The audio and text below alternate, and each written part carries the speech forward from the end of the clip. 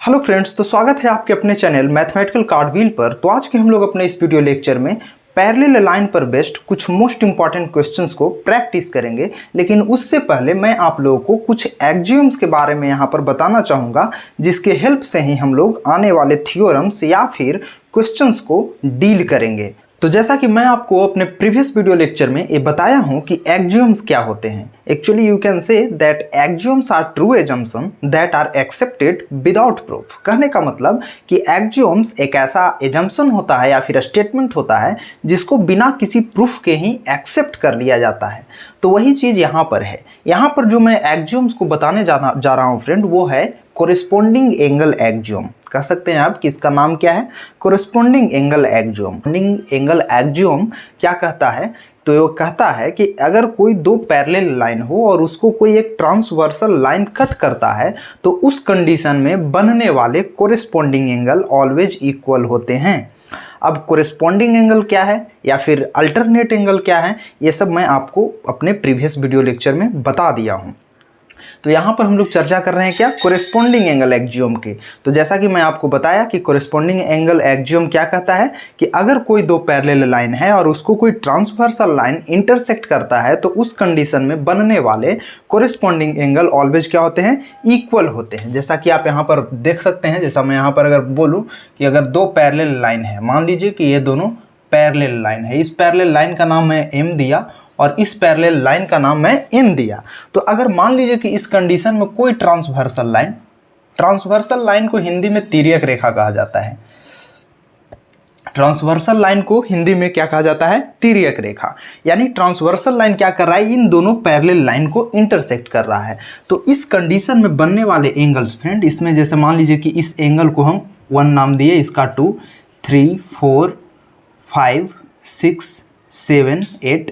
तो कोरिस्पोंडिंग एंगल क्या है, इंटीरियर एंगल क्या है, ये सब मैं आप लोगों को ऑलरेडी बता दिया हूँ। तो कोरिस्पोंडिंग एंगल में क्या कहता है कि अगर दो पैरेलल लाइन, जैसे मान लीजिए एम और एन दो पैरेलल लाइन है और एल कोई ट्रांसवर्सल लाइन उसको इंटरसेक्ट करता है, तो इस कंडीशन में बनने वाले कोरिस्पोंडिंग एंगल क्या होते हैं, इक्वल होते हैं। तो कोरिस्पोंडिंग एंगल क्या है, जैसे आप यहाँ पर देख सकते हैं कि कोरिस्पोंडिंग एंगल क्या है, 1 और 6। यहाँ पर आप लिख सकते हैं कौन कौन बराबर होते हैं।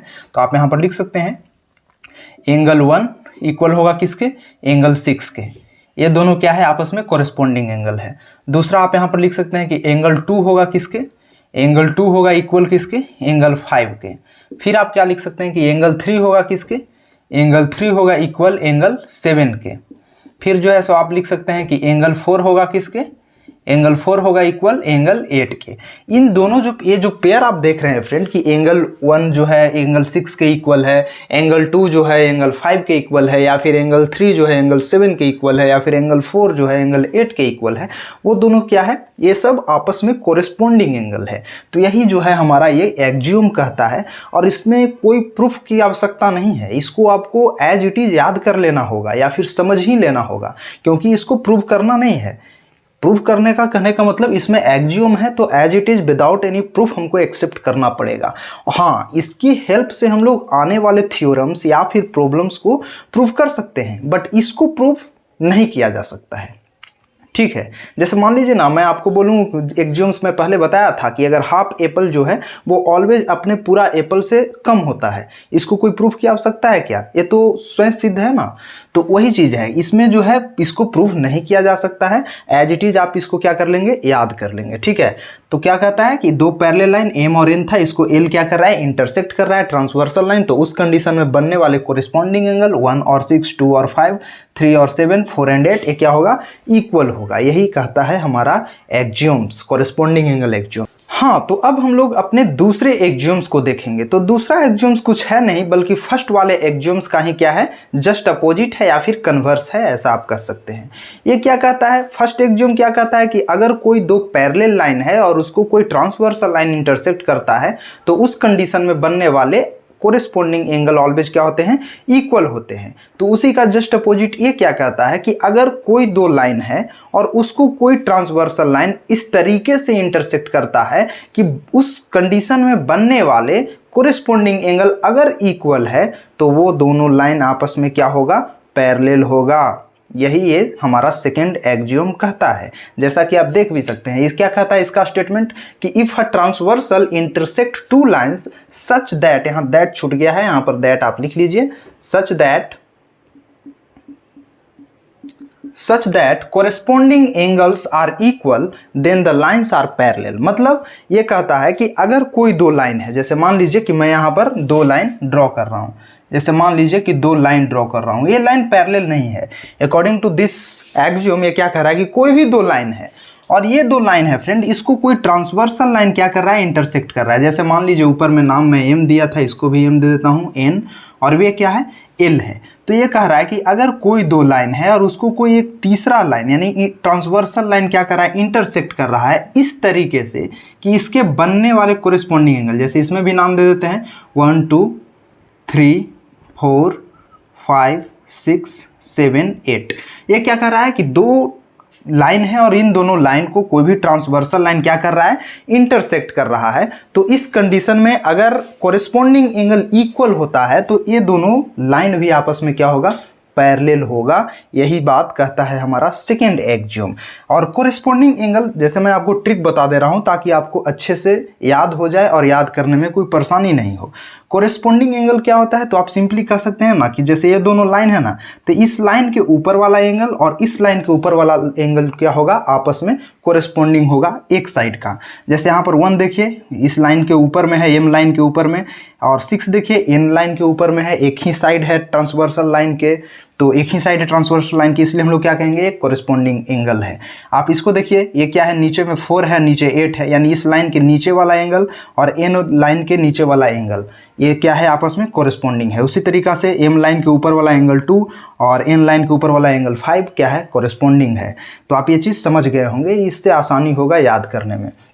ठीक है, तो मैं अभी इस एक्सियोम को चर्चा कर रहा था। तो देखिए एक्सियोम क्या कह रहा है कि अगर इस तरीके से दो लाइन है और उसको ट्रांसवर्सल लाइन इंटरसेक्ट करता है और ऐसा करता है जिसमें कॉरेस्पॉन्डिंग एंगल क्या है, इक्वल होता है, तो उस सिचुएशन में ये दोनों लाइन क्या होगा, पैरेलल होगा। जैसे अगर इंटरसेक्ट कर रहा है और एंगल 1 जो है इक्वल है एंगल 6 के, या फिर आप यहाँ पर लिख सकते हैं,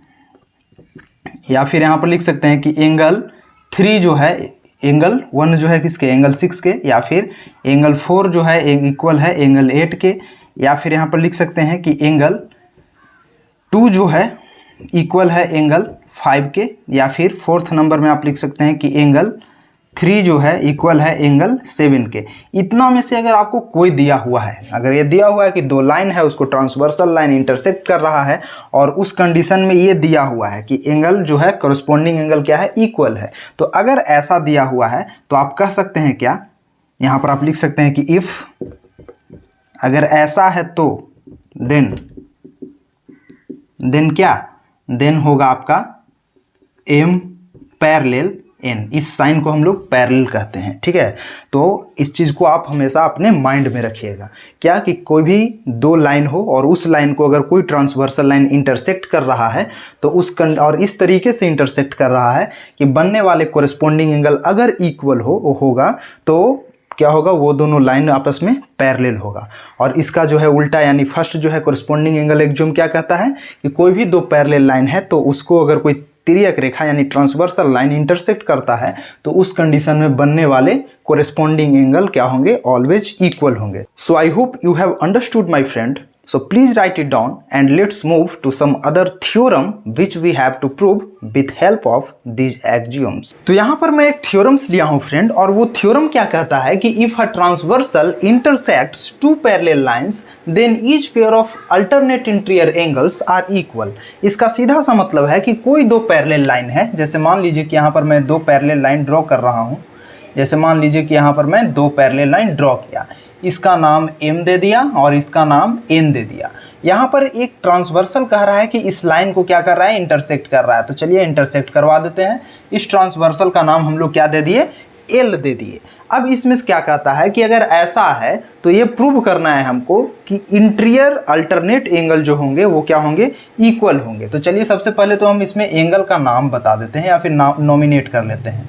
तो इसका नाम मान लीजिए कि 1 रख दिया, इसका 2, इसका 3, इसका 4, इसका 5, इसका 6, इसका 7 और 8। अब आप यहाँ पर सॉल्यूशन में लिख सकते हैं फ्रेंड आपको ये प्रूव करना है कि इसका क्या प्रूव करना है, सबसे पहले क्या प्रूव करना है वो आप यहाँ पर लिख लीजिए। आपको यहाँ प्रूव करना है, आप लिख लीजिए टू प्रूव। क्या आपको प्रूव करना है, तो आपको ये प्रूव करना है, फर्स्ट में ये प्रूव करना है कि interior alternate angle, interior alternate angle क्या है, एंगल 3 इक्वल एंगल 6। ये प्रूव करना है कि एंगल 3 जो है इक्वल होगा एंगल 6 के। दूसरा आपको प्रूव करना है क्या, कि एंगल 4 जो है इक्वल होगा किसके, एंगल 5 के। ये चीज़ क्या करना है, आपको प्रूव करना है। तो चलिए हम लोग कैसे प्रूव करेंगे ये देखेंगे। तो चलिए प्रूव करते हैं।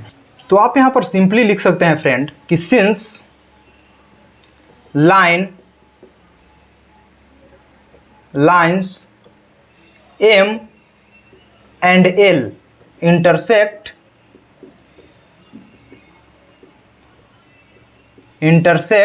each other,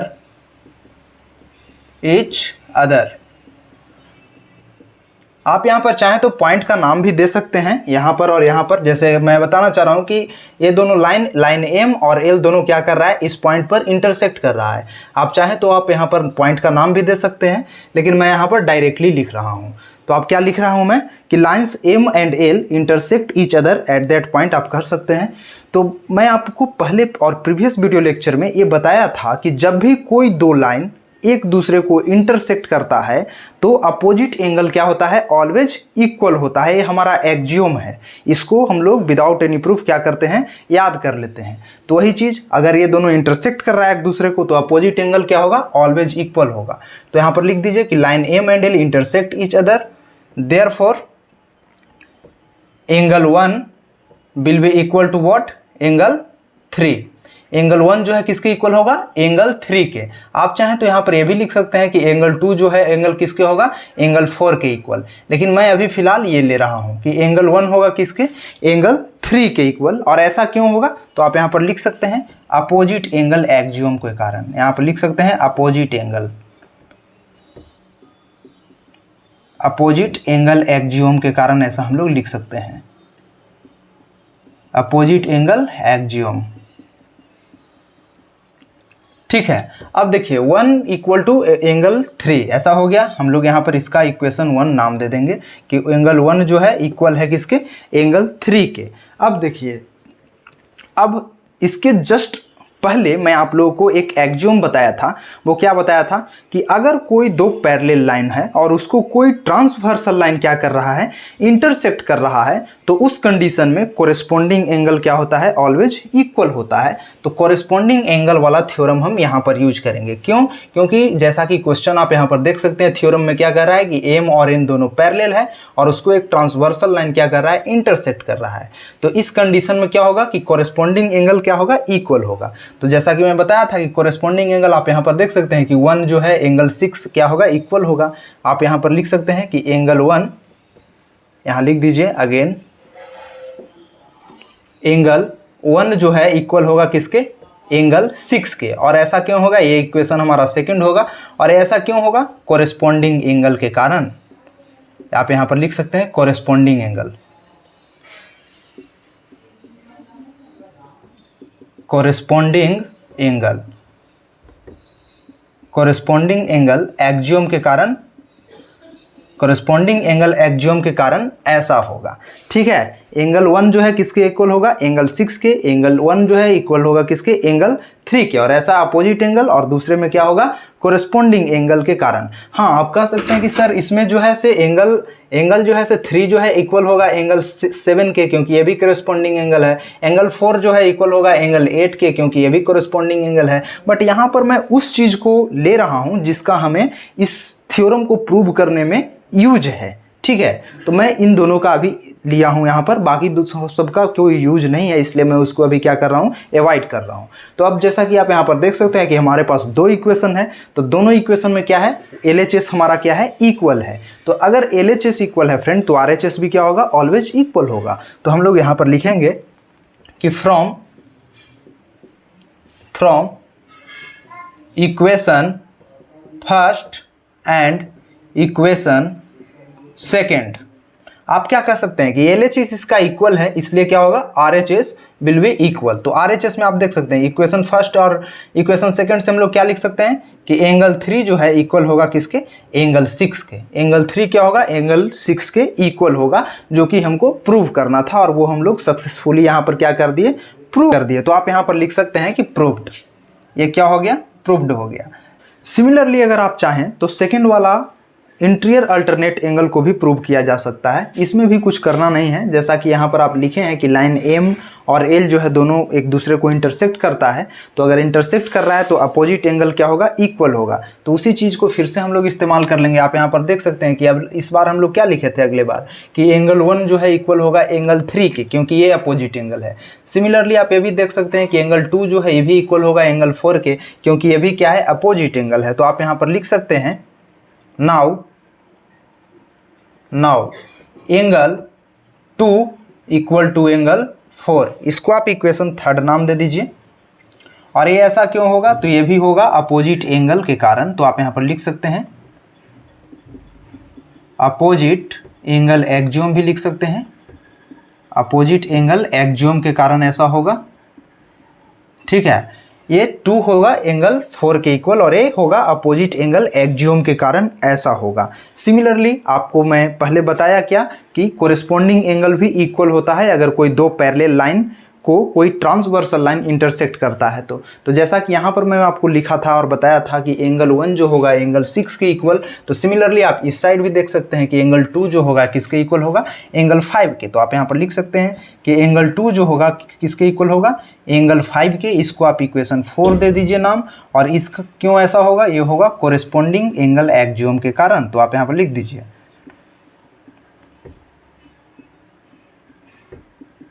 कोरिस्पोंडिंग angle axiom, कोरिस्पोंडिंग angle axiom के कारण ऐसा होगा। अब सिमिलरली कुछ करना नहीं है फ्रेंड, जैसा कि आप देख सकते हैं कि हमारा इक्वेशन थर्ड और इक्वेशन 4 में LHS दोनों में क्या है, इक्वल है। और अगर LHS इक्वल है तो हम लोग RHS को भी इक्वल कर सकते हैं। तो आप यहाँ पर फिर से लिखिए कि from equation third and equation fourth, third और फोर्थ के हेल्प से हम लोग क्या लिख सकते हैं कि देखिए LHS इक्वल है तो हम लोग RHS को इक्वल कर देंगे। एंगल 4 इक्वल टू होगा क्या, एंगल 5 के। Now you can clearly see my friend that angle 4 is equal to angle 5 which I have to prove and we have successfully proved our questions. So यही हम लोग को prove करना था। तो आप यहाँ पर लिख सकते हैं कि प्रूव्ड। देखिए जो हम लोग को प्रूव करना था ये एक्चुअली थ्योरम है माय फ्रेंड, ये क्या है, एक थ्योरम है।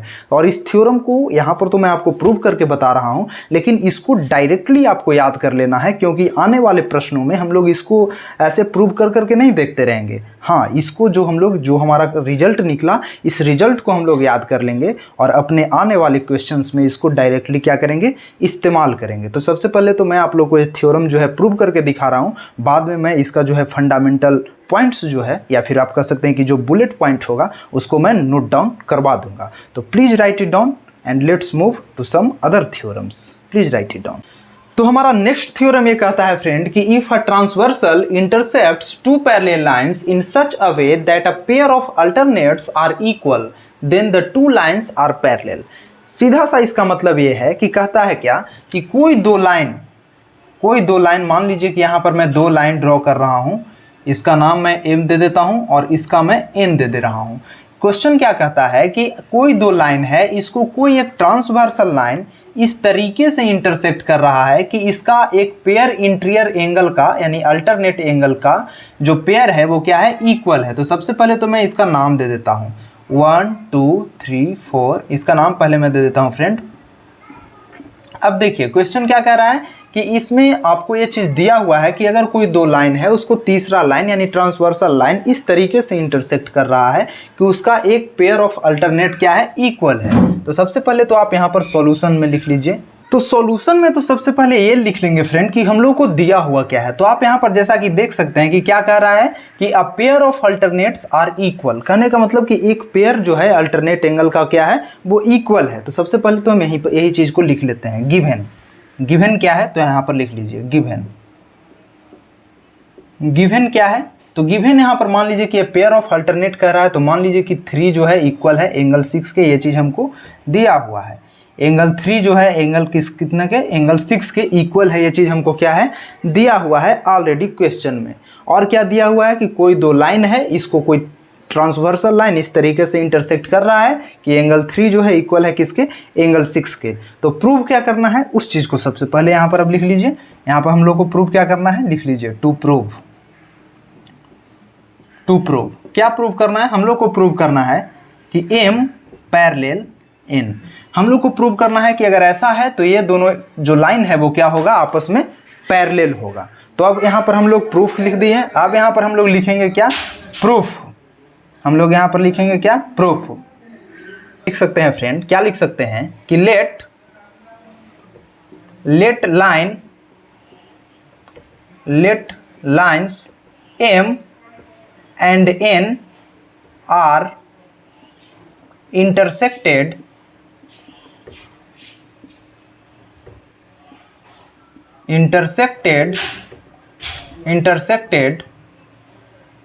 by a transversal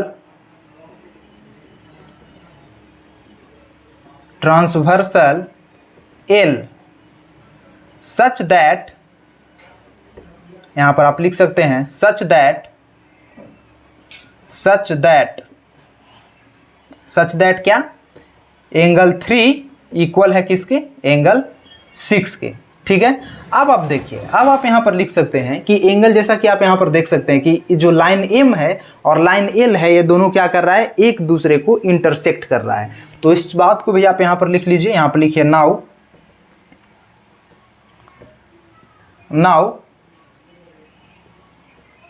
line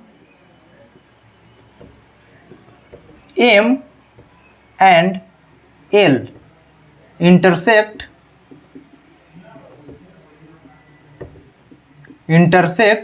each other।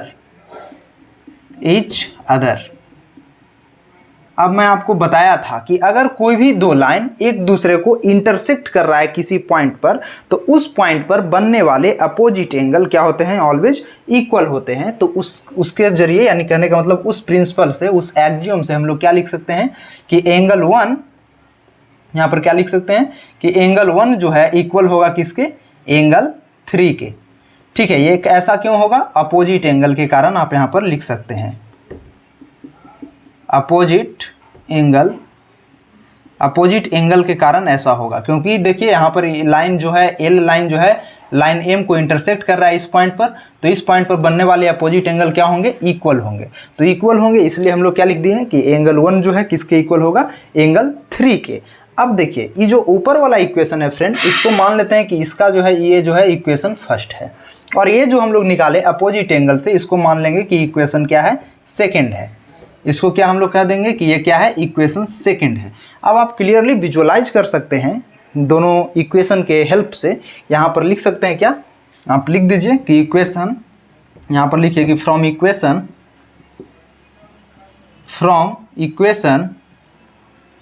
First and equation second क्या लिख सकते हैं। तो आप क्लियरली देख सकते हैं कि जो भी हमारा इक्वेशन फर्स्ट और सेकेंड है उसमें LHS जो है क्या है, आप ऐसे लिख सकते हैं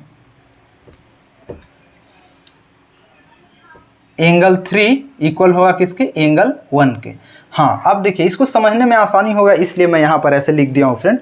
तो आप इसमें आप क्लियरली विजुअलाइज कर सकते हैं क्या कि इक्वेशन फर्स्ट और इक्वेशन सेकेंड में हमारा LHS क्या है, इक्वल है। तो अगर LHS इक्वल है तो क्या हम लोग RHS को भी इक्वल कर सकते हैं, तो हाँ बिल्कुल कर सकते हैं। तो यहाँ पर आप लिख दीजिए कि from equation first and equation second हम लोग क्या लिख सकते हैं कि एंगल 6 जो है होगा किसके इक्वल होगा, एंगल 6 होगा किसके, एंगल 1 के। अब आप देखिए कि एंगल 6 जो है फ्रेंड किसके इक्वल है, एंगल 1 के। और एंगल 6 और एंगल 1 में किस चीज़ का रिलेशन है, कोरेस्पोंडिंग एंगल का। तो याद कीजिए, मैं आपको पहले बताया क्या कि कोरेस्पोंडिंग एंगल का कन्वर्स क्या कहता है। कोरेस्पोंडिंग एंगल का कन्वर्स क्या कहता है फ्रेंड कि अगर कोई भी दो लाइन है और उन दोनों लाइन को कोई ट्रांसवर्सल इंटरसेक्ट करता है इस तरीके से कि कोरेस्पोंडिंग एंगल क्या है, इक्वल है, तो वो दोनों लाइन क्या होता है, पैरेलल होता है। इस चीज़ को मैं आपको बताया हूँ जस्ट एक दो थ्योरम्स पहले। तो आई होप कि आप लोगों को समझ में आ रहा होगा। मैं फिर से इस बात को रिपीट कर रहा हूँ कि ये क्या है, एंगल 6 और एंगल 1 जो है आपस में क्या है, कोरेस्पोंडिंग एंगल है, जैसा कि आप क्लियरली देख सकते हैं। और कोरेस्पोंडिंग एंगल की कन्वर्स में मैं आप लोगों को बताया कि अगर कोई दो लाइन है उसको कोई ट्रांसवर्सल इंटरसेक्ट करता है इस तरीके से कि कोरेस्पोंडिंग एंगल अगर इक्वल है, तो उस कंडीशन में फ्रेंड क्या होता है, वो दोनों लाइन क्या होता है, पैरेलल होता है। तो आप यहां पर लिख सकते हैं, since corresponding angle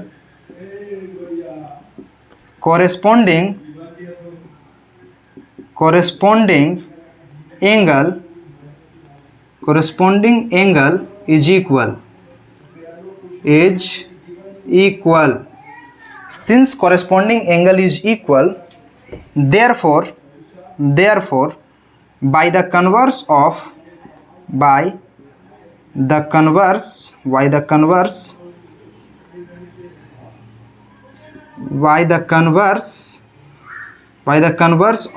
corresponding angle axiom,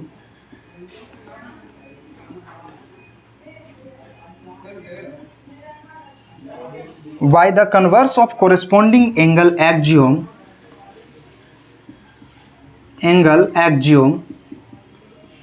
आप क्या लिख सकते हैं, M पैरेलल N प्रूव्ड। इस चीज को आप क्या कर सकते हैं, ऐसे लिख सकते हैं। तो आई होप कि आपको ये चीज समझ में आया होगा और मजा भी आया होगा।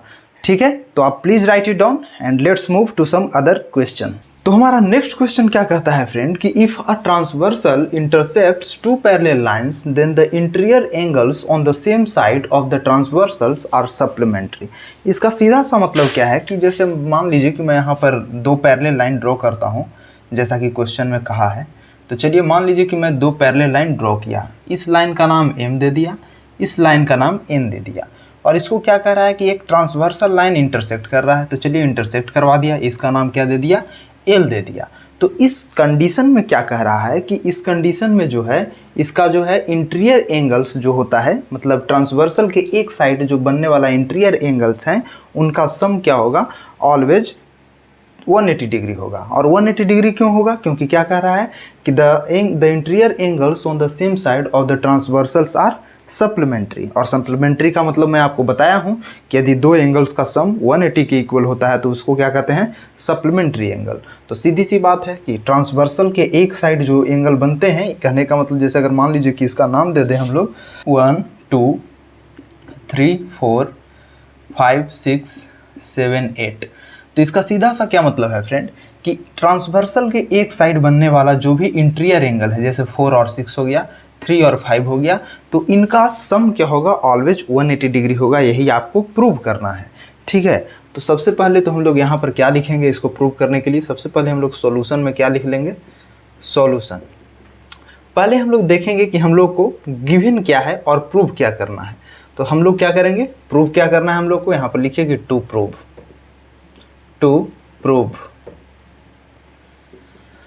अब देखिए हम लोग को क्या प्रूव करना है, तो हम लोग को फर्स्ट में प्रूव करना है फ्रेंड कि एंगल 4 प्लस एंगल 6 इक्वल होगा किसके, 180 डिग्री के। दूसरा हम लोग को प्रूव करना है क्या कि एंगल 3 प्लस एंगल 5 ये भी होगा किसके, एंगल 180 डिग्री के इक्वल होगा।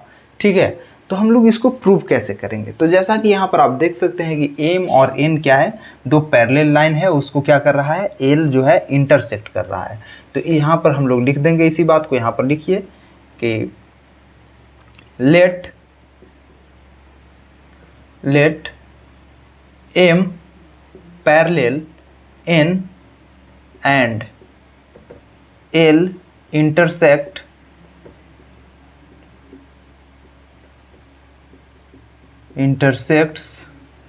both line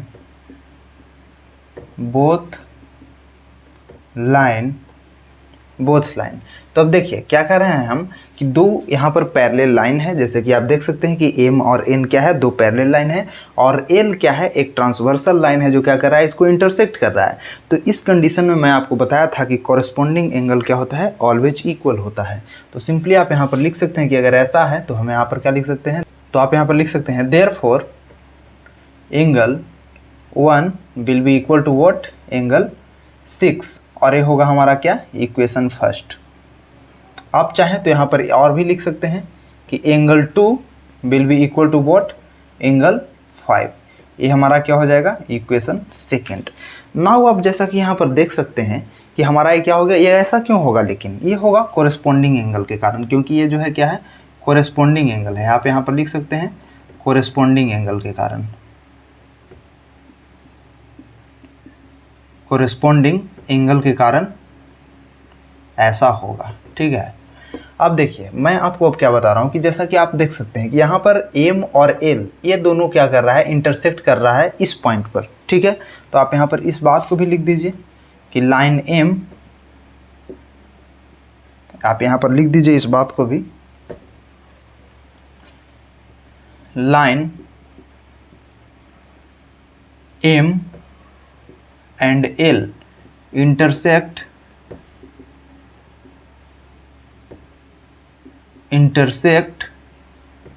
each other।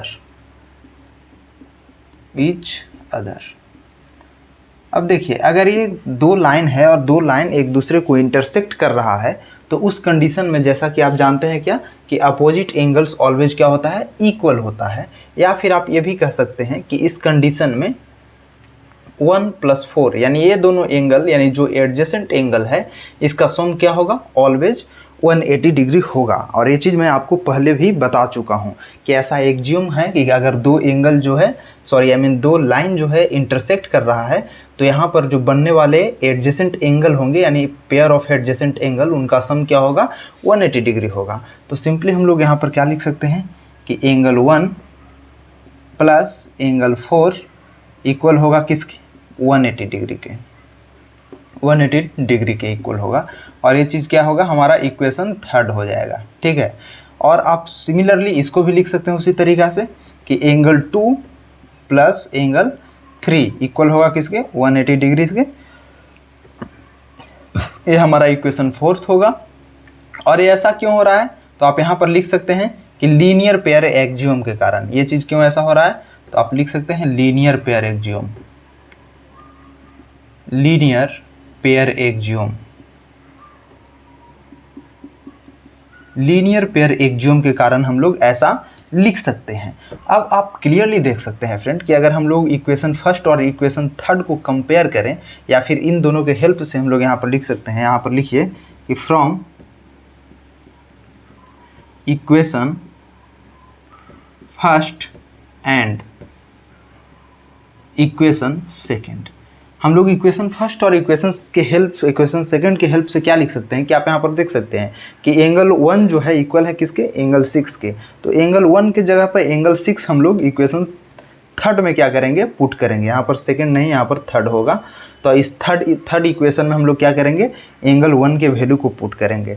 और अगर इसको पुट करते हैं तो क्या हो जाएगा, यहाँ पर आप देख सकते हैं कि 1 की जगह एंगल 6 हो जाएगा। तो हम लोग यहाँ पर क्या लिख सकते हैं, एंगल 6 प्लस एंगल 4, और ये किसके इक्वल होगा, 180 डिग्री के। और यही चीज़ हम लोग को क्या करना था, प्रूव करना था। तो आप देख सकते हैं कि ये चीज़ हम लोग प्रूव कर दिए। आप यहाँ पर लिख सकते हैं प्रूव्ड। सिमिलरली आप अगर सेकंड वाले प्रूव करना चाहें तो इसमें भी कुछ करना नहीं है, आप इक्वेशन थर्ड का जो वैल्यू है इक्वेशन फोर्थ में रखिए। यहाँ पर लिख सकते हैं क्या कि from equation second and equation fourth, आप इन दोनों के हेल्प से क्या लिख सकते हैं कि एंगल 2 जो है रिप्लेस हो जाएगा यहाँ पर किससे, एंगल 5 से। तो आप लिख दीजिए एंगल 5 प्लस एंगल 3 इक्वल होगा किसके, 180 डिग्री के।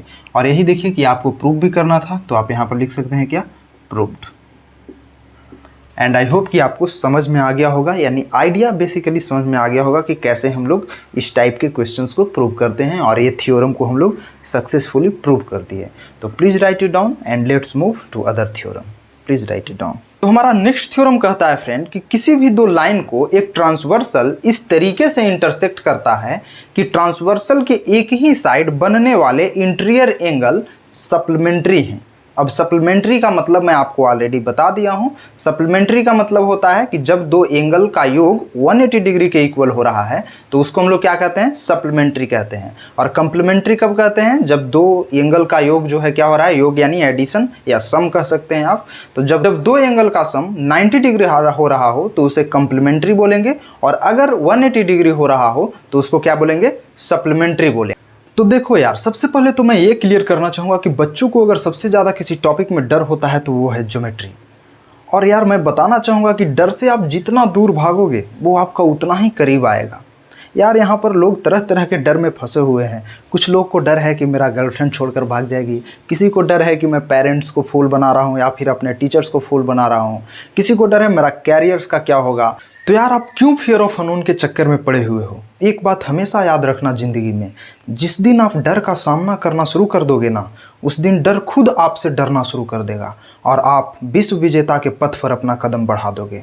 तो यार आपको डर लगता है ज्योमेट्री से, आपको डर लगता है मैथमेटिक्स से, या फिर किसी भी चीज़ से डर लगता है, एटलीस्ट सामना करना सीखो। आपको डर लगता है मैथमेटिक्स से, आपको डर लगता है ज्योमेट्री से, एटलीस्ट बुक तो खोलो यार, क्वेश्चंस तो देखो कि क्या कह रहा है, चीज़ों को समझने की तो कोशिश करो। एक बार उससे नज़दीकियाँ बढ़ा लोगे, उससे दोस्ती कर लोगे, everything will be easy for you. Maithili Sharan Gupt जी की कविता की एक पंक्ति है कि संभलो कि सुयोग न जाए चला, कब व्यर्थ हुआ सदुपाय भला, समझो जग को न निराश अपना, पथयाप प्रशस्त करो अपना, अखिलेश्वर हैं अब लंबन को, न रहो न निराश करो मन को। यार इससे बड़ा मोटिवेशन और आपको क्या चाहिए। लाइफ में अगर आपको आगे बढ़ना है तो हमेशा याद रखना कि हारा वही जो लड़ा नहीं। ये ज़िंदगी एक रेस है और इस रेस में आपको फर्स्ट आना है। यहाँ लड़ना दूसरों से नहीं है, लड़ना यहाँ आपको खुद से है। अपनी कमजोरियों से लड़ना है, अपनी अवस्था से लड़ना है, अपनी सिचुएशन से लड़ना है और सबसे आगे आना है।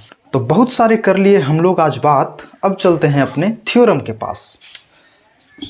ये तो जो शायराना हो गया, बहुत सारे कर लिए हम लोग आज बात, चलते हैं अपने थ्योरम के पास। तो देखिए थ्योरम हमारा कहता है फ्रेंड कि कोई दो लाइन है, दो लाइन कौन कौन है, m है और n है। तो ये दो लाइन था और उसको कोई ट्रांसवर्सल, मान लीजिए इसका नाम जो है l दे देते हैं। तो दो लाइन था, उसको कोई ट्रांसवर्सल इंटरसेक्ट कर रहा है, और इंटरसेक्ट कर रहा है तो बनने वाले एंगल को सबसे पहले नोमिनेट कर देते हैं। इसका मान लीजिए नाम 1 दे दिया, इसका 2, इसका 3, इसका 4, 5, 6, 7, 8। चलिए मैंने यहाँ पर एंगल का नाम दे दिया। अब देखते हैं कि इसमें गिवन क्या है। तो गिवन है कि इंटीरियर एंगल का जो सम है वो क्या है, सप्लीमेंट्री है, यानी इंटीरियर एंगल जो है क्या है, सप्लीमेंट्री है। आप यहाँ पर लिख सकते हैं सॉल्यूशन में कैसे हम लोग इसको प्रूव करेंगे। तो सॉल्यूशन में हम लोग यहाँ पर क्या लिख सकते हैं, सॉल्यूशन में सबसे पहले लिख देते हैं कि गिवन क्या है। देखिए गिवन में हमको क्या दिया है, देखिए यहाँ पर क्या लिखा कि the interior angles on the same side of the transversal are supplementary. Interior angle क्या है, ट्रांसवर्सल के एक साइड, देखिए 4 और 6 इंटीरियर हो गया, या फिर ट्रांसवर्सल के इस साइड देखिएगा तो 3 और 5 हो गया। तो कोई भी ट्रांसवर्सल के एक साइड का जो कहने का मतलब एंगल्स है वो सप्लीमेंट्री है, और अगर सप्लीमेंट्री है तो इसका मतलब क्या होगा कि दोनों एंगल का सम क्या होगा, 180 डिग्री। तो इस चीज़ को हम लोग यहाँ पर लिख देते हैं कि क्या गिवन है हमको, इनडायरेक्टली क्या कर रहा है, सप्लीमेंट्री है मतलब कि एंगल 4 प्लस एंगल 6 जो है वो कितना है, 180 डिग्री। ये क्या है, ये गिवन है आपको, इसको आप इक्वेशन फर्स्ट मान सकते हो, ये गिवन है। हालांकि आप चाहो तो 3 और 5 को भी यहाँ पर लिख सकते हो कि angle 3 plus angle 5 will be 180 degree, क्योंकि ये दिया हुआ है ना। अब मैं यहाँ पर किसी एक को लेकर के आगे चल रहा हूँ, ठीक है। तो चलिए मैं यहाँ पर लिख दिया। अब हम लोग यहाँ पर लिखेंगे कि हमको प्रूव क्या करना है। तो सबसे पहले यहाँ लिख लेते हैं हम लोग टू प्रूव क्या करना है, प्रूव क्या करना है हम लोग को। तो हम लोग को प्रूव करना है क्या कि m पैरेलल n, ये जो दोनों लाइन है वो क्या है, आपस में दोनों पैरेलल है। यही हम लोग को प्रूव करना है कि अगर ऐसा कंडीशन है, दोनों सप्लीमेंट्री है, तो प्रूव करना क्या है कि ये दोनों लाइन क्या है, आपस में पैरेलल है, यानी m पैरेलल n। इस चीज़ को हमको क्या करना है, प्रूव करना है। तो चलिए हम लोग प्रूव करते हैं। अब कैसे प्रूव करेंगे, तो आप सिंपली जैसा कि यहाँ पर देख सकते हैं कि ये जो लाइन m है वो क्या कर रहा है, लाइन l पर स्टैंड कर रहा है, या फिर आप कह सकते हैं कि इंटरसेक्ट कर रहा है। जैसा कि आप देखिए ये जो लाइन m है वो आप कह सकते हैं कि इस पॉइंट पर जो है l जो लाइन है इसके इस पॉइंट पर क्या कर रहा है, स्टैंड कर रहा है या फिर इंटरसेक्ट कर रहा है। तो अगर मान लीजिए कि स्टैंड कर रहा है तो मैं आपको क्या बताया था कि ये दोनों क्या बन रहा है, एडजेसेंट एंगल बन रहा है, या फिर आप कह सकते हैं कि लीनियर पेयर बन रहा है। और अगर ये लीनियर पेयर बन रहा है फ्रेंड, तो लीनियर पेयर बन रहा है तो इन दोनों का सम क्या होगा, 180 डिग्री होगा। तो उसी चीज़ को हम लोग क्या करेंगे, यहाँ पर लिख देंगे। तो चलिए लिख देते हैं। यहाँ पर हम लोग लिखेंगे कि सिंस, इस सिंबल को हम लोग सिंस पढ़ते हैं, तो यहाँ पर लिखेंगे कि since line M stands, since line M stands on the line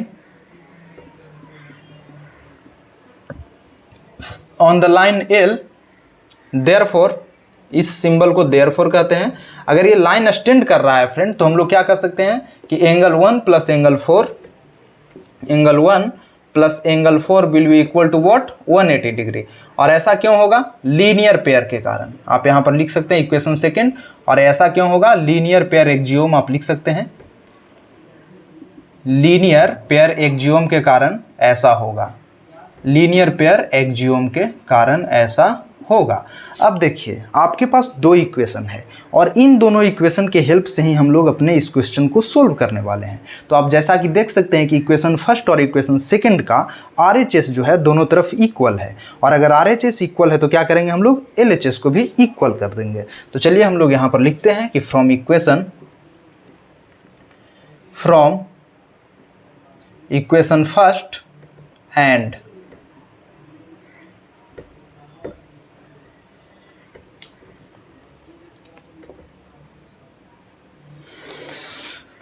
तो चलिए हम लोग लिखते हैं from equation first and equation second. क्या लिखेंगे, LHS इक्वल कर देंगे क्योंकि RHS इक्वल है। तो चलिए कर देते हैं। तो LHS क्या है इसका, फर्स्ट इक्वेशन का एंगल 4 प्लस एंगल 6 है।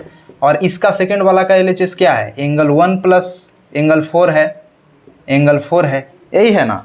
अब देखिए इसमें कि दोनों तरफ LHS में भी और RHS में भी क्या है, एंगल 4 दोनों तरफ अवेलेबल है और सेम साइन के साथ अवेलेबल है।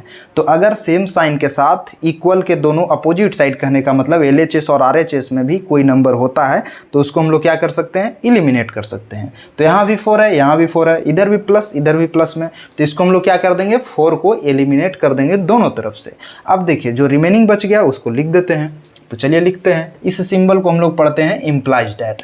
तो इम्प्लाइज डैट क्या हो जाएगा, 6 इक्वल टू क्या हो जाएगा, एंगल 1, यानी एंगल 6 बराबर होगा किसके, एंगल 1 के। और आप यहाँ पर सिंपली देख सकते हैं क्या कि एंगल 1 और एंगल 6 में किस चीज़ का रिलेशन है, कोरेस्पोंडिंग एंगल है। तो आप यहाँ पर लिख सकते हैं कि एंगल 6 और एंगल 1 क्या है, कोरेस्पोंडिंग एंगल है। आप यहाँ पर लिख सकते हैं कोरेस्पोंडिंग एंगल,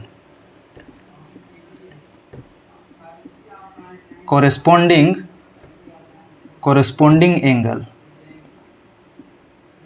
ये क्या है, कोरेस्पोंडिंग एंगल है। और मैं आपको क्या बताया था कि अगर कोई दो लाइन है और उस दो लाइन को कोई एक ट्रांसवर्सल लाइन इंटरसेक्ट करता है इस तरीके से कि उसके कोरेस्पोंडिंग एंगल अगर इक्वल हो जाता है तो bye the converse of corresponding angle axiom हम लोग क्या कर सकते हैं कि वो दोनों लाइन क्या होता है, पैरेलल होता है। तो बस वही स्टेटमेंट को हम यहाँ पर लिख देंगे या फिर आप कहिए कि चिपका देंगे और हमारा जो है थ्योरम प्रूव हो जाएगा। क्योंकि आप देख सकते हैं ना कि हम लोग क्या लाए यहाँ पर, एंगल 6 इक्वल टू एंगल 1, और एक क्या है, एक कोरेस्पोंडिंग एंगल है। और एक कोरेस्पोंडिंग एंगल है तो इससे रिलेटेड मैं आप लोग को एक और थ्योरम बताया था। वो क्या बताया था कि अगर कोई दो लाइन है और उसको एक ट्रांसवर्सल लाइन इस तरीके से इंटरसेक्ट कर रहा है जिससे उसका कोरेस्पोंडिंग एंगल इक्वल हो जा रहा है, तो उस कंडीशन में दोनों लाइन क्या होता है, पैरेलल होता है bye the converse of corresponding angle Axiom. तो उस चीज़ को हम यहाँ पर लिख दे रहे हैं। तो चलिए लिख देते हैं। यहाँ पर हम लोग लिखेंगे हेंस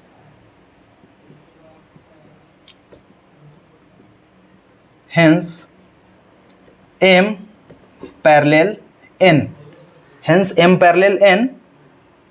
और एक ऐसा क्यों होगा, बाय द कन्वर्स ऑफ, यहाँ पर लिख सकते हैं आप कि by the converse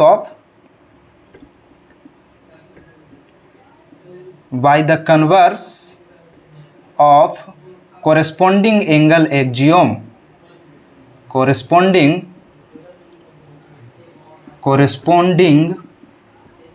angle axiom, corresponding angle Axiom.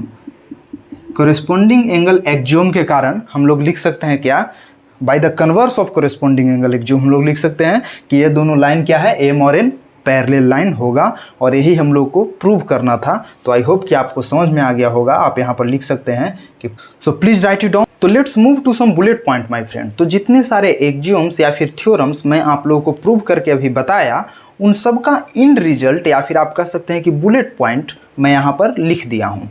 इसको आप अच्छे से कॉपी पर नोट डाउन कर लीजिए और याद कर लेने की कोशिश कीजिएगा, क्योंकि अपने आने वाले जितने भी प्रॉब्लम्स होंगे ज्योमेट्री के, उनमें हम लोग इसका डायरेक्टली इस्तेमाल करके उस प्रॉब्लम को सोल्व करेंगे।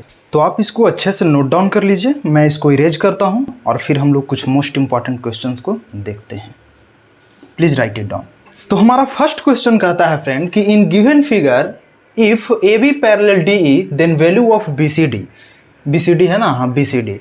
सिंपल सा कहने का मतलब इसका है कि ए बी और डी ई जो है दोनों पैरेलल है, तो उस कंडीशन में आपको एंगल बी सी डी का मान बताना है, यानी इसका वैल्यू बताना है। तो यार देखो, इसमें जो भी बुलेट पॉइंट मैं अभी आपको बताया था, बस उस बुलेट पॉइंट का डायरेक्टली हम लोग इस्तेमाल करेंगे और बेहद ईजिली हम इसका वैल्यू को फाइंड कर लेंगे। अब कैसे फाइंड करेंगे, तो चलिए इसको देखते हैं। सबसे पहले हम लोग अपना लिख लेंगे वही चीज़, सॉल्यूशन। अब देखिए सॉल्यूशन लिख लिया। अब देखिए दिया हुआ आपको क्या है कि ए बी पैरेलल डी, मतलब ये जो लाइन है फ्रेंड, ये जो आप रे कह सकते हैं कि ये जो रे है, इस रे के क्या है, पैरेलल है, यानी ये दोनों रे पैरेलल है। और आपको चाहिए क्या, एंगल बी सी डी, यानी ये बीच वाला एंगल चाहिए। तो अगर ये आपको बीच वाला एंगल चाहिए फ्रेंड, तो इसके लिए आप क्या करेंगे कि सबसे पहले एक लाइन ड्रॉ कर दीजिए, एक तीसरा लाइन ड्रॉ कर दीजिए जो कि ए बी और डी ई के पैरेलल हो। उससे हमको क्या फ़ायदा होगा, तो चलिए देख लीजिए। पहले लाइन ड्रॉ कर देते हैं हम लोग। तो चलिए मान लीजिए कि हम लोग सी पॉइंट पर क्या करते हैं, एक लाइन को ड्रॉ करते हैं। चलिए एक लाइन हम लोग ड्रॉ कर रहे हैं। एक लाइन को हम लोग क्या किए, यहाँ सर ड्रॉ कर दिए। अब देखिए चलिए मान लीजिए लाइन को हम लोग यहाँ पर ड्रॉ किए, ठीक है, हो गया। अब देखिए ये लाइन मान लीजिए इसका नाम हम लोग यहाँ पर दे देते हैं, इस पॉइंट का नाम एम, ये सी है, इसका नाम दे देते हैं इस पॉइंट का भी, यानी एम सी भी। तो ये जो लाइन हमने ड्रॉ किया फ्रेंड, वो मानते हैं कि ए बी और डी ई के पैरेलल है। तो चलिए इसी बात को हम लोग यहाँ पर लिख देंगे। तो यहाँ पर हम लोग लिखते हैं क्या कि late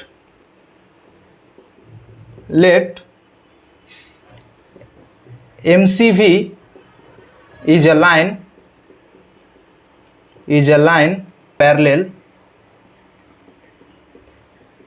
parallel to lines A B and D ई।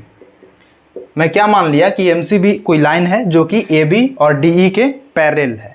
तो इस कंडीशन में क्या होगा, आप स्वयं देख सकते हैं कि अगर मान लीजिए कि कोई एम सी भी लाइन है और ए बी लाइन है, दोनों आपस में पैरेलल है, और ट्रांसवर्सल बी सी जो है क्या कर रहा है, कट कर रहा है। तो इस कंडीशन में ट्रांसवर्सल के इस साइड बनने वाले इंटीरियर एंगल का सम कितना होगा, आप खुद भी बता सकते हैं। जैसा कि मैं आपको पहले बताया कि इंटीरियर एंगल का सम क्या होता है, 180 डिग्री होता है। तो अगर ये 100 है तो ये कितना होगा, इस एंगल का वैल्यू क्या होगा। तो क्लियरली आप देख सकते हैं कि अगर ये 100 है तो इसका वैल्यू क्या हो जाएगा, 80 हो जाएगा। डायरेक्टली आप लिख सकते हैं ना, ये 80 हो जाएगा। सिमिलरली आप यहाँ पर देखिए कि डी ई पैरेलल है सी बी के, और ये इंटीरियर एंगल है, तो इन दोनों का सम क्या हो जाएगा, 180 डिग्री। तो ये 120 है, तो ये क्या हो जाएगा, ये एंगल का वैल्यू क्या हो जाएगा, 60 डिग्री। 60 डिग्री हो जाएगा। और अब देखिए कि अगर ये 60 है, ये 80 है, और पॉइंट ये जो एम सी भी क्या है, एक लाइन है। तो एम सी भी अगर लाइन है फ्रेंड, तो लाइन पर बनने वाले ये तीनों एंगल का सम क्या होगा, 180 डिग्री होगा। तो चलिए उस बात को हम लोग लिख लेंगे और उससे हम लोग क्या कर लेंगे, इसका वैल्यू फाइंड कर सकते हैं। मैं आपको समझाने के लिए ऐसे लिख रहा हूँ कि एम सी भी एक लाइन को ड्रॉ करेंगे जो कि ये दोनों को पैरेलल होगा। इतना हालांकि लिखने का ज़रूरत है नहीं, शॉर्ट आंसर टाइप क्वेश्चन है, इसको ईजिली हम लोग क्या करेंगे, डील कर लेंगे। तो ये 100 था तो ये 80 हो गया, 120 है तो ये 60 हो गया। अब हम लोग आप डायरेक्टली भी कर सकते हैं। चलिए इसको डायरेक्टली ही कर देते हैं क्या, कि यहाँ पर आप लिख सकते हैं कि सिंस एम सी भी is a line, M C भी is a line, M C भी क्या है, एक लाइन है, तो ये स्ट्रेट एंगल फॉर्म कर रहा है। अगर एम सी भी एक लाइन है तो क्या कर रहा है, एक स्ट्रेट एंगल फॉर्म कर रहा है, और स्ट्रेट एंगल फॉर्म कर रहा है तो इसमें तीनों का सम क्या होगा, 180 डिग्री। यहाँ पर आप लिख सकते हैं इस देयरफॉर, क्या लिख सकते हैं, देयरफॉर आप यहाँ पर डायरेक्टली ही लिख दीजिए 80 degree plus B C D ही पूछ रहा है ना, हाँ, angle B C D plus angle 60 degree यानी एंगल DCV, इसका वैल्यू क्या हो जाएगा, यहाँ पर ऑलरेडी हम लोग फाइंड कर चुके हैं 60 डिग्री होगा, लिख दीजिए। और ये तीनों का सम क्या होगा 180 डिग्री। ऐसा क्यों होगा, क्योंकि स्ट्रेट एंगल है या फिर फ्लैट एंगल बना रहा है, ऐसा आप कह सकते हैं। तो 180 डिग्री और ऐसा। अब हम लोग क्या करेंगे, फर्दर इसका प्रोसेसिंग करेंगे। ये दोनों को जोड़ दीजिएगा तो क्या हो जाएगा 140 degree plus angle BCD equal to क्या हो जाएगा 180 डिग्री। अब देखिए एंगल BCD पूछ रहा था हमसे, यहाँ पर लिख दीजिए एंगल BCD इतना बराबर क्या हो जाएगा, ये सब्ट्रैक्ट हो जाएगा। तो 180 डिग्री माइनस क्या हो जाएगा 140 डिग्री। आप यहाँ पर फर्दर लिख सकते हैं क्या कि angle BCD will be equal to what 40 degree. तो आप देखिए कि यहाँ पर हम लोग बेहद ईजिली क्या कर पाएँ, फाइंड आउट कर पाएँ। और कैसे फाइंड आउट किए, तो जो बुलेट पॉइंट मैं आप लोगों को बताया था उसका डायरेक्टली यहाँ पर हम लोग इस्तेमाल कर लिए। तो आई होप कि आपको समझ में आया होगा। तो हमारा नेक्स्ट क्वेश्चन कहता है फ्रेंड कि इन गिवन फिगर, एक फिगर आपको दिया हुआ है और इस फिगर में कहता है कि OP और MN दो मिरर है जो कि एक दूसरे को पैरेलल शिफ्ट किया गया है। इस कंडीशन में कोई एक रे है AB, वो क्या कर रहा है, मिरर PO पर क्या कर रहा है, स्ट्राइक कर रहा है एट पॉइंट P, और आगे बढ़ने पर क्या कर रहा है, यहाँ से रिफ्लेक्ट कर रहा है ये रे, और रिफ्लेक्ट करके क्या कर रहा है, मिरर MN को पॉइंट C पर स्ट्राइक कर रहा है और फिर क्या कर रहा है, यहाँ से भी रिफ्लेक्ट कर जा रहा है। तो इस कंडीशन में ये क्वेश्चन कहता है कि आपको प्रूव करना है कि AB पैरेलल होगा CD के। तो इस क्वेश्चन को समझने से पहले हमें मिरर के कॉन्सेप्ट को भी थोड़ा समझना होगा। तो चलिए पहले हम लोग मिरर के कॉन्सेप्ट को यहाँ पर समझ लेते हैं और फिर हम यहाँ पर प्रूव करेंगे इस क्वेश्चन को। तो देखिए मिरर का कॉन्सेप्ट सीधा सा है यार, कि अगर मान लीजिए कि कोई भी आपको प्लेन मिरर मिलता है, मान लीजिए कोई प्लेन मिरर मिलता है। एक्चुअली प्लेन मिरर को हम लोग इस टाइप से डिनोट करते हैं, यानी ये सिंबल आप कह सकते हैं या फिर ये जो डायग्राम है इसको हम लोग क्या कहते हैं, मिरर, इसको डिनोट करते हैं इस तरीके से मिरर को। तो मान लीजिए कि कोई मिरर है आपके पास, कोई भी प्लेन मिरर है। तो अगर प्लेन मिरर है फ्रेंड आपके पास और प्लेन मिरर पर कोई भी एक इंसिडेंट रे, यानी कोई भी रे, जो रे आकर के मिरर से टकराता है किसी बिंदु पर या किसी पॉइंट पर, उसको हम लोग क्या बोलते हैं, इंसिडेंट रे। तो मान लीजिए कि यहाँ पर कोई रे जो है आकर के ऐसे टकरा रहा है इस पॉइंट पर, इस पॉइंट का नाम मान लीजिए कि हम लोग P दे देते हैं। तो इस पॉइंट पर आकर के टकराने वाले इस रे को हम लोग क्या कहेंगे, रे ऑफ इंसिडेंट, या फिर आप कह सकते हैं कि इंसिडेंट रे है। कोई रे जो है आकर के टकराता है या स्ट्राइक करता है तो मिरर जो है इसको वापस क्या कर देता है, रिफ्लेक्ट कर देता है।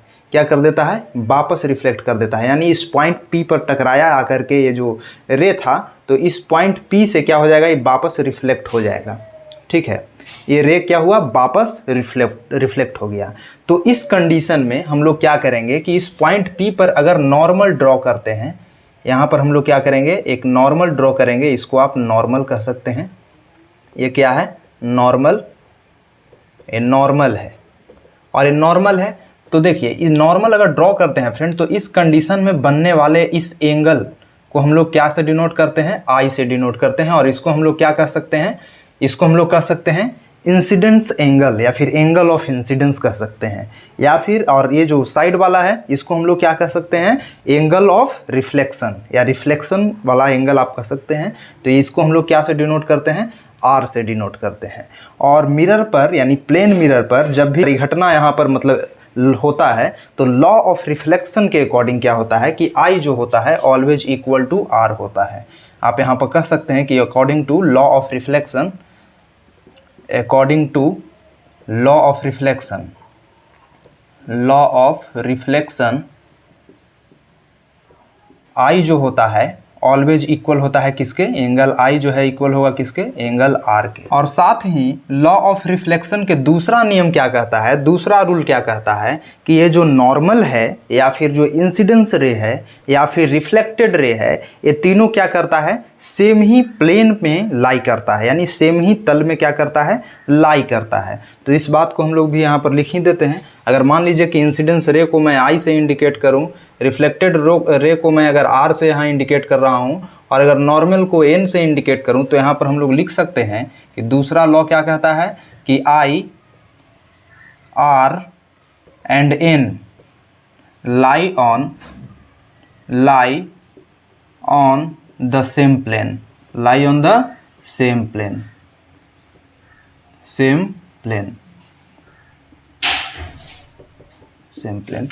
हाँ, तो ये चीज़ आपको आई होप कि समझ में आ गया होगा कि एक मिरर पर जब भी कोई रे जो है आकर के इंसिडेंट करता है तो यहाँ पर स्ट्राइक करने के बाद क्या करता है, वापस रिफ्लेक्ट कर जाता है। आप भी जैसा देखते होंगे ना यार, मिरर जो होता है अगर सनलाइट में रखिए तो क्या होता है, यहाँ पर मिरर रखो तो कुछ लाइट्स आ जाता है ना, मतलब दूर चमकता है ना मिरर कहने का मतलब। तो चमकता कैसे है, सन का लाइट जो है मिरर से स्ट्राइक किया और मिरर क्या कर देता है, वापस उस लाइट को रिफ्लेक्ट कर देता है। वही रिफ्लेक्टेड लाइट जो है क्या होता है, हम लोग को चमकता है। तो सेम थिंग वही है, वही चीज़ है कि यहाँ पर जो इंसिडेंट रे जो है आकर के इस पर स्ट्राइक किया, स्ट्राइक करने के बाद रिफ्लेक्ट कर देता है, और ये जो रिफ्लेक्ट करता है वही हम लोग देखते हैं कि हम लोग को चमक रहा है। तो आई होप कि आपको ये चीज़ समझ में आ गया होगा। अब हम लोग इस फर्स्ट वाले जो कॉन्सेप्ट है, इसी कॉन्सेप्ट को हम लोग यहाँ पर इस्तेमाल करेंगे और इस्तेमाल करके अपने प्रॉब्लम को सोल्व करेंगे।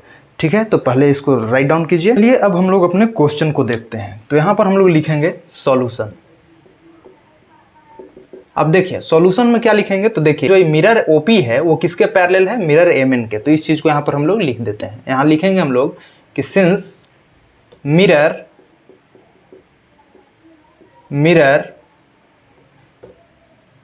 ओपी पैरेलल है किसके, मिरर एमएन के। क्या है, मिरर ओपी जो है पैरेलल है किसके, मिरर एमएन। तो इस कंडीशन में बनने वाले अल्टरनेट एंगल क्या होगा, आपस में इक्वल होगा, यानी ये दोनों एंगल क्या होगा, आपस में इक्वल होगा। तो इस चीज को हम लोग यहाँ पर लिख देते हैं। यहाँ पर क्या लिखेंगे, ये दोनों पैरेलल है क्योंकि ये ट्रांसवर्सल का काम कर रहा है बीसी। यहाँ हम लोग लिखेंगे therefore angle PBC will be equal to what, angle BCM, angle BCM। यहाँ तक तो आपको कोई प्रॉब्लम नहीं होना चाहिए क्योंकि बेहद इजी हम लोग इसको लिख सकते हैं ऐसा, जैसा कि आप समझ सकते हैं अल्टरनेट एंगल है, और अल्टरनेट एंगल होने के कारण हम लोग ऐसे लिख सकते हैं। इसको भी आप यहाँ पर मेंशन कर दीजिए, अल्टरनेट एंगल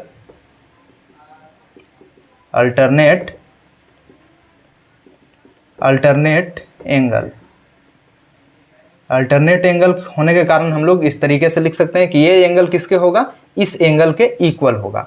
अब देखिए, अब हम लोग क्या कर रहे हैं, पॉइंट बी पर हम लोग नॉर्मल ड्रॉ कर रहे हैं। जैसा कि यहाँ पर देखिए एक नॉर्मल ड्रॉ कर दिए हैं ऑलरेडी, इसका नाम एन दे देते हैं। यहाँ पर भी आप चाहें तो नॉर्मल ड्रॉ कर सकते हैं। क्यों ड्रॉ कर सकते हैं, क्योंकि देखिए ये भी क्या है, एक इंसिडेंट रे है जो यहाँ पर स्ट्राइक कर रहा है पॉइंट बी पर, और यहाँ से रिफ्लेक्ट कर जा रहा है, और फिर से इसी पॉइंट के लिए यहाँ पर देखिए क्या हो जा रहा है, इंसिडेंट रे हो जा रहा है, और CD क्या हो रहा है, रिफ्लेक्टेड रे हो जा रहा है। तो क्या करेंगे हम लोग, इस पर नॉर्मल ड्रॉ किए, इसका नाम एन दे दिया और इसका नाम हम लोग एम दे दिए। अब देखिए, अब हम लोग क्या करेंगे फ्रेंड कि सिंपली इस एंगल और इस एंगल को ऐड करते हैं।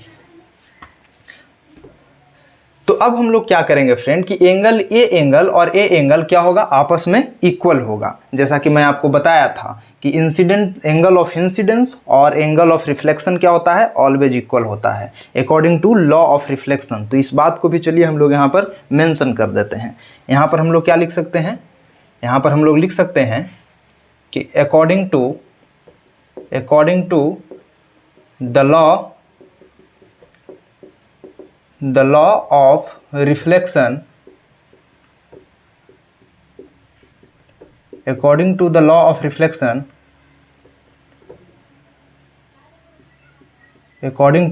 law of reflection, हम लोग क्या लिख सकते हैं, angle ABN will be equal to what, angle NBC, ऐसा हम लोग लिख सकते हैं।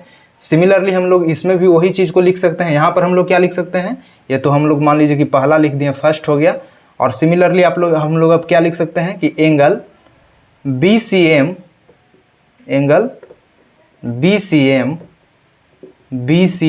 ये किसके इक्वल होगा, BCM, यानी ये एंगल किसके होगा, इसके रिफ्लेक्टेड एंगल के इक्वल। तो यहाँ पर क्या होगा, MCD, एंगल MCD। ठीक है, इसको आप इक्वेशन 2 मान लीजिए। हम लोग ऐसे लिख सकते हैं, कोई प्रॉब्लम नहीं। चलिए अब देखिए, अब हम लोग ऐसे लिख दिए, तो इसमें देखिए इसको ABN है, एंगल ABN। अब मान लीजिए कि मैं अगर आपसे पूछूं कि एंगल ABC क्या होगा, जैसे मान लीजिए यहाँ पर मैं आपसे पूछता हूँ कि देयरफॉर एंगल ABC के बारे में अगर पूछता हूँ तो आपका क्या ख्याल होगा, ABC किसके इक्वल होगा, ये जो एंगल है और इस एंगल के सम के इक्वल होगा, यानी ये दोनों एंगल के सम के इक्वल ही तो ABC होगा। तो चलिए ये दोनों को सम कर देते हैं। तो इस पर हम क्या लिख सकते हैं, angle ABN plus angle BNC, इसको साइड में कर लेते हैं। तो जैसे मान लीजिए कि अगर मैं आपसे यहाँ पर पूछूं कि एंगल ABC क्या होगा, तो ABC को आप क्या लिख सकते हैं, ABC को आप लिख सकते हैं कि angle ABN plus angle NBC लिख सकते हैं। NBC, अरे यार वही चीज़ जो मैं यहाँ पर इक्वेशन फर्स्ट में लिखा हूँ, लिख सकता हूँ ना NBC। चलिए ऐसे लिख दिया एंगल NBC। अब देखिए ABN और यहाँ पर देखिए ABN और NBC लिख दिया। यहाँ पर देखिए ABN जो है क्या होगा, NBC के इक्वल होगा। तो अगर इक्वल होगा तो हम लोग ABN को रिफ्लेक्स कर सकते हैं किससे, NBC से। तो चलिए यहाँ पर कर देते हैं। यहाँ पर हम लोग क्या लिख सकते हैं, angle NBC plus angle NBC लिख सकते हैं। कोई प्रॉब्लम नहीं होना चाहिए आपको, बिल्कुल नहीं। अब देखिए यहाँ पर अगर NBC 2 टाइम्स है तो यहाँ पर क्या लिख सकते हैं, 2 टाइम्स ऑफ एंगल NBC लिख सकते हैं। मतलब क्या हुआ कि एंगल ABC का जो वैल्यू होगा फ्रेंड वो क्या होगा, किसके इक्वल होगा, ट्वाइस ऑफ एंगल NBC, हम लोग ऐसा लिख सकते हैं। ये रिजल्ट को मैं यहाँ पर फाइंड आउट कर ले रहा हूँ ताकि हम अपने कैलकुलेशन में आगे यूज कर पाएँ। तो आई होप कि आपको समझ में आ रहा होगा बात। सिमिलरली अगर इसमें हम लोग देखेंगे तो क्या हो जाएगा, इसमें आप लोग देखिएगा तो क्या होगा, एंगल BCD अगर हम लोग फाइंड आउट करें कि एंगल BCD, तो एंगल BCD बराबर क्या होगा, एंगल BCD बराबर आप लिख सकते हैं कि ट्वाइस ऑफ एंगल BCM लिख सकते हैं। तो हाँ लिख दीजिए, यहाँ पर बिल्कुल आसानी से लिख सकते हैं। जैसे इसको किया वैसे ही इसको भी कर सकते हैं, कीजिएगा तो यही हो जाएगा twice of angle BCM।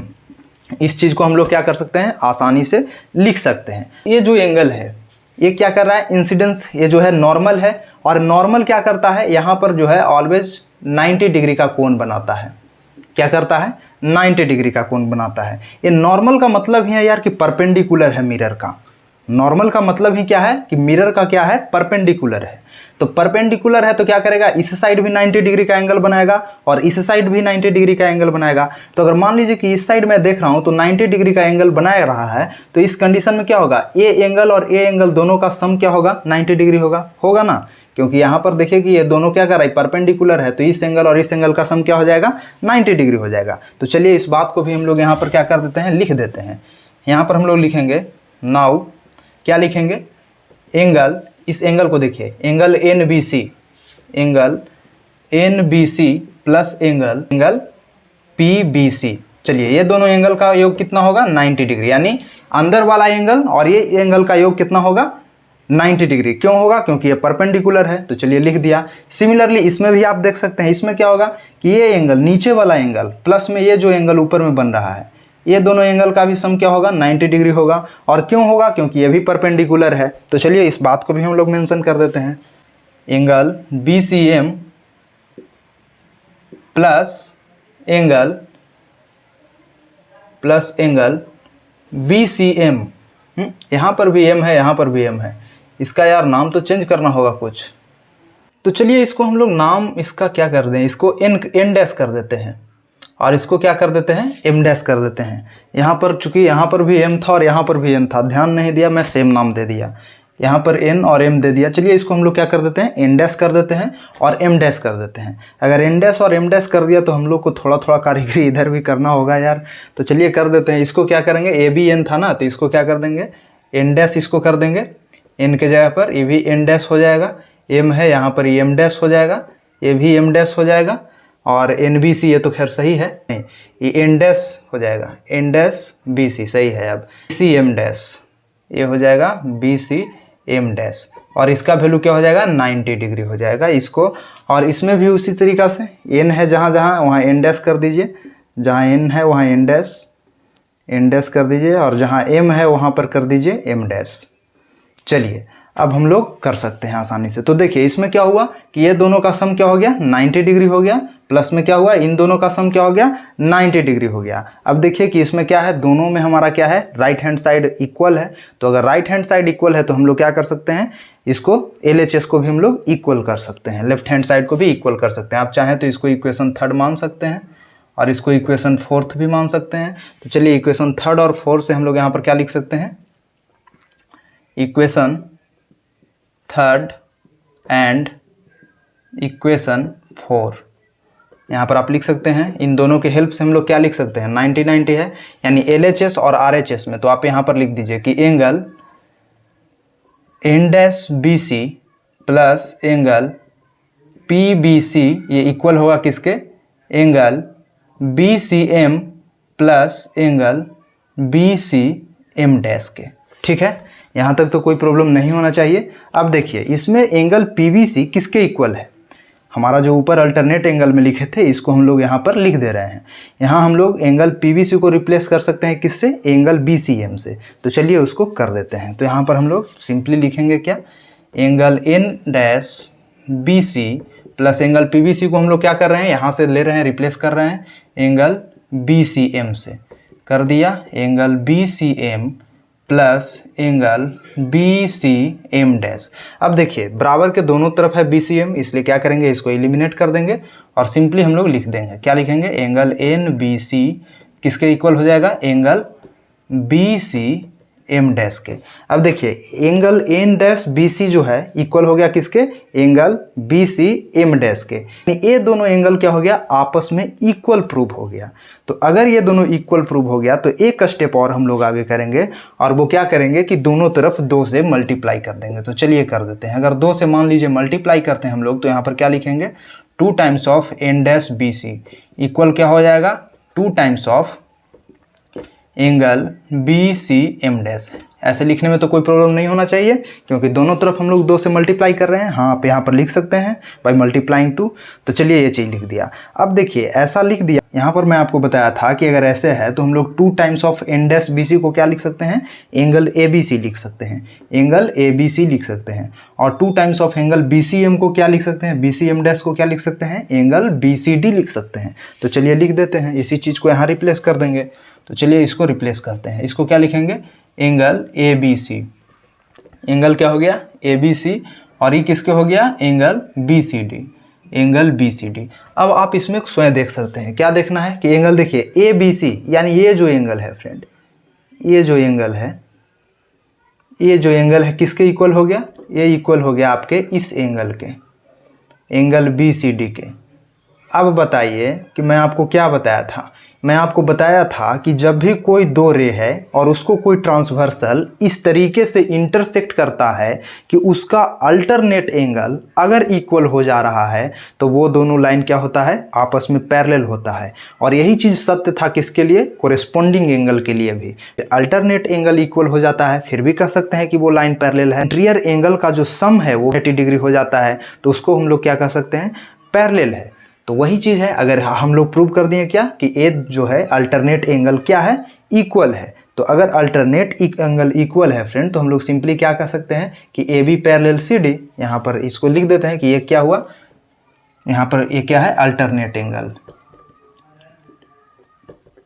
Alternate angle, alternate angle के कारण हम लोग ऐसा लिख सकते हैं। और मतलब ये अल्टरनेट एंगल है और अल्टरनेट एंगल अगर ये है फ्रेंड तो हम लोग लिख सकते हैं देयरफॉर क्या, A B parallel C D. ये चीज़ हम लोग क्या कर दिए, A B parallel C D, ये चीज़ क्या हो गया, प्रूव्ड हो गया। क्योंकि ये अल्टरनेट एंगल है और ये ट्रांसवर्सल है, इंटरसेक्ट कर रहा था। अल्टरनेट एंगल अगर इक्वल है तो ये भी पैरेलल सी डी होगा, ये स्वाभाविक सी बात है। तो आई होप कि आपको आज का सेशन बहुत पसंद आया होगा और ढेर सारे नए चीज़ सीखने को मिले होंगे। तो मिलते हैं किसी और नए वीडियो लेक्चर में, तब तक के लिए जय हिंद, धन्यवाद।